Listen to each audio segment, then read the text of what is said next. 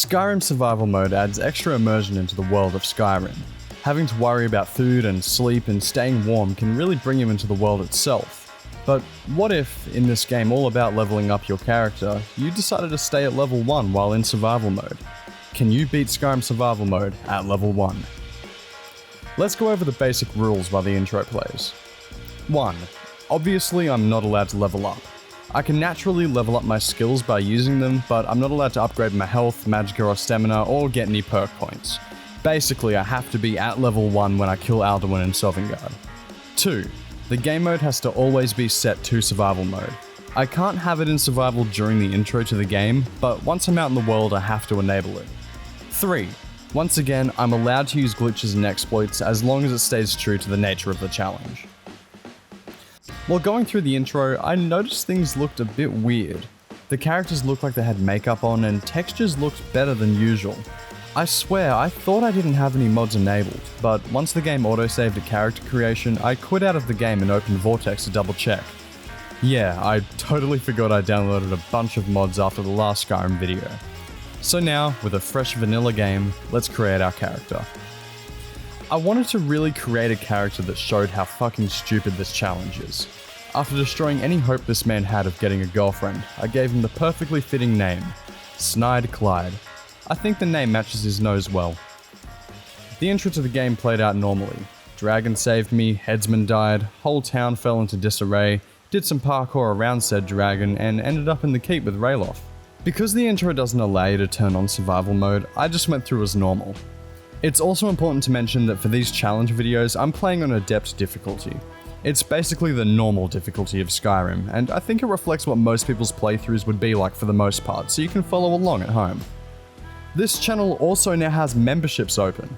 If you want to support this channel even more and help achieve 11-year-old me's dream of going full-time on YouTube, consider pressing the join button down below and getting a range of different benefits, such as early access to videos, full scripts and bloopers, a shout out in every video, exclusive name badges and emojis, as well as a special role in the Discord server to separate you from the rest.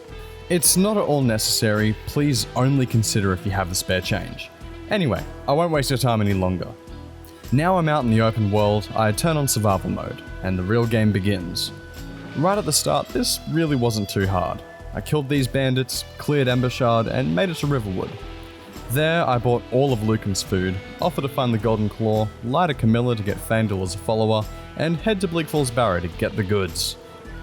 When it comes to armor, I'm much more worried about the warmth number than anything else. The cold will mess you up if you let it, so I always prioritize getting the warmest stuff over the most protective. It's here at Bleak Falls Barrow I come to a shocking discovery.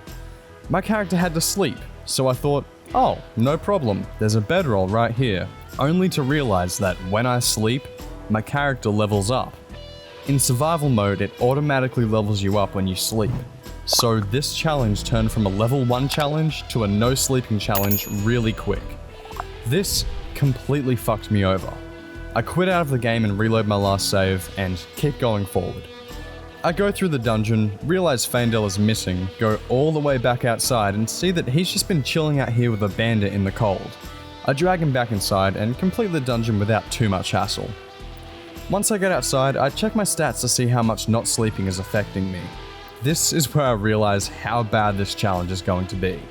Not sleeping permanently reduces my magicka. Both magicka and stamina regenerate 50% slower, potions are much less effective, and my body just can't keep diseases out like it usually can. I also want to mention that this isn't even close to the worst that it's going to get. I also somehow got brown rot along the way, but I'll fix that later. I get back to Riverwood, give Lucan the claw, and buy all of the food that I possibly can from the town. Now, finally, Whiterun. I help kill this giant, convince the guard to let me in, and buy some more food from Carlotta. Then I go to the inn, buy even more food from Holder, and beat the shit out of Mikael. After briefly talking to the Jarl and giving Fuckface the Dragonstone, it's time to fight the first dragon. As I left Dragon's Reach, my character got tired to the point that his vision started to blur. Then I realized that I would have to look at this blurry ass screen for the rest of the run.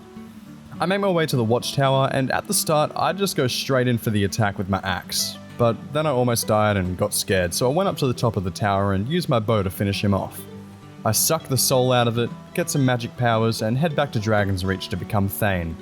I once again deny Lydia's advances before heading to Riften. In survival mode, you can't fast travel, and as such, using carriages in cities becomes vital to not wanting to die while playing this run. Though, to be honest, the challenge does get to that point later on. I go into the Ratway and realize how bad my stats are getting.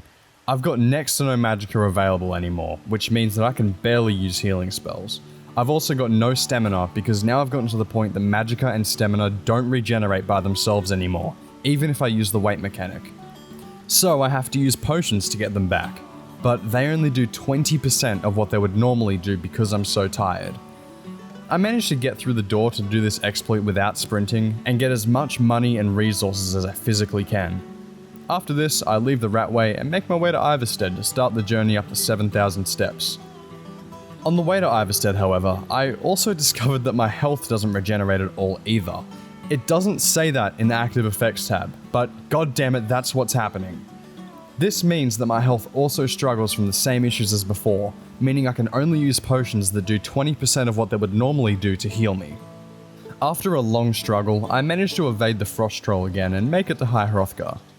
After a shouting match, I try for way too long to get the Greybeards to ice me so I can get down the mountain quicker, but it never worked and I ended up just scaling down the mountain myself.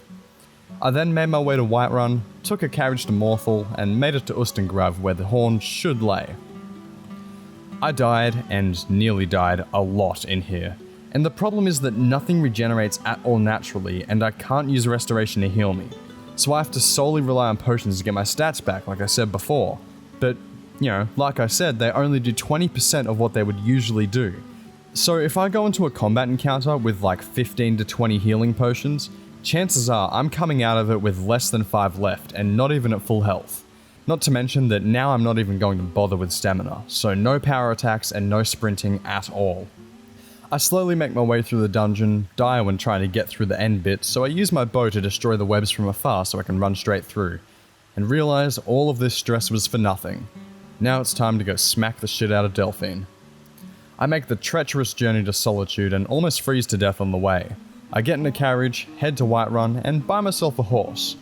I don't know why I didn't think of this earlier, but having a horse negates a lot of the problems I have with traversing normally, especially seeing as I can't sprint. I think I'm gonna name him Jim. I buy some nice armor for him and go to Riverwood, ready to give Delphine a piece of my mind. I rent the Attica room, cry at the sight of the bed I can't use, and get the horn back before talking to Delphine for a bit about her schizophrenia. Before heading to Kynesgrove to fight another dragon, I make the journey all the way up to High Hrothgar again to give the Greybeards their horn. Now I have the fully unlocked Unrelenting Force Shout, and I make sure to test it out on Faendal before, once again, making the trip all the way down the mountain and towards Kynesgrove. I finally get there on Jim and get ready to fight a dragon. I try to rush the dragon as quick as possible before it starts to recreate itself. I get a lot of good swings in before it swings at me just a little harder. After getting smacked around a bit, I hide behind a rock and pull out my bow. I got a little lucky. The dragon was focusing Delphine and oh god no, that's coming towards me. Ah! Okay, attempt 2. Pretty much the same tactic as last time, but I was a bit more careful not to take damage and use my movement and cover to dodge the bad breath.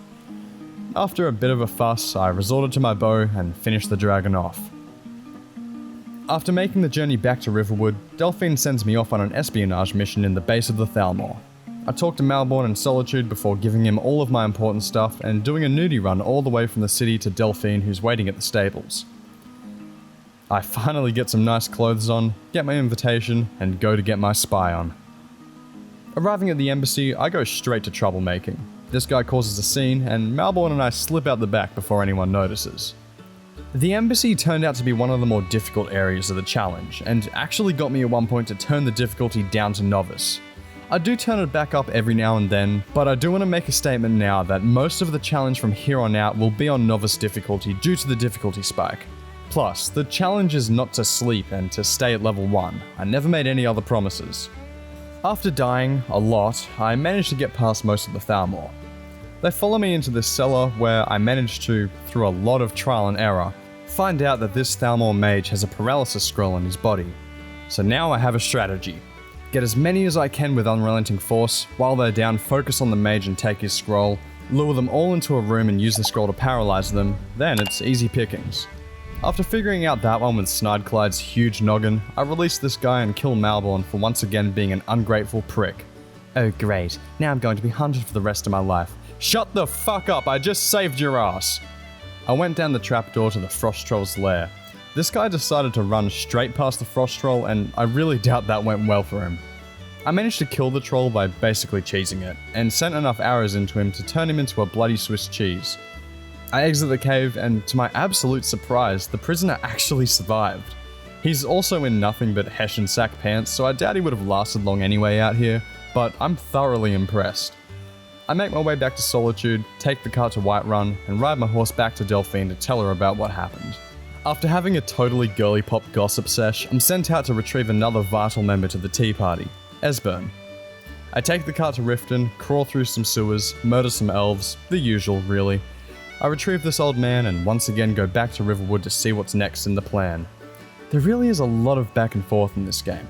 At least I don't have to go up to High Hrothgar a bunch, that would just be absurd. Right, game? After another tea sesh, we're now on the way to Skyhaven Temple, which just so happens to be in the middle of a fucking war ground. After a couple of deaths, I make it inside and get to the temple. Now where am I going? Oh, High Hrothgar. Great. I make it up there and... hang on, where's the footage? Well, when I was recording, I had a power outage, and it corrupted literally 2 hours of fucking footage. I have 13.5 gigabytes of unusable footage just sitting in my drive now. So, sorry about that, but let me give you a rundown of what happened. I went to High Hrothgar, then went to the top of the mountain to meet Dragon Daddy, then I needed an Elder Scroll, so I went to the College of Winterhold, then they sent me to some nut job out in the snow, then I went to a Dwarven ruin, got my ass handed to me a few times, and okay, now the footage is back. After all that, I finally got the scroll and dragged my ass back up the mountain. Now I've learned the shout needed to defeat Alduin, it's time to face him. To amp myself up for the fight, I had my AirPods on underneath my headphones and was listening to the Doom soundtrack while fighting. It was a little underwhelming considering I died a bunch, was freezing to death, and eventually killed him by hiding behind a rock and shooting arrows at him, but I felt cool in the moment. Now it's time for my favourite part. Politics! I gotta trap a dragon in Jarl Borland's castle, but he obviously won't let me because there's a whole ass war going on right now. So after jumping the gun and going to Solitude too soon to make a truce, feeling sorry for myself for a while, going all the way back to Arngeir, then back to Solitude and Windhelm to talk to the leaders of the war, we're now all set to talk negotiations. I sent Elenwen out because she turned me down at the embassy, tried to make as fair of a trade as possible, and finally got the fuck out of that room before I grew grey hairs from all the boredom. Now the fun part, trapping a dragon in a rich man's house. It all went pretty well, but now I have to mentally prepare myself for the endgame. I ride to Skuldafn and die almost immediately. I am not ready to fight these guys head on, so I'm going to have to run as fast as possible.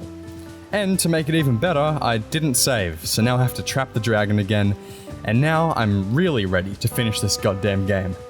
I run as fast as I can past the enemies, evade dragons and undead, and make my way into the ruin.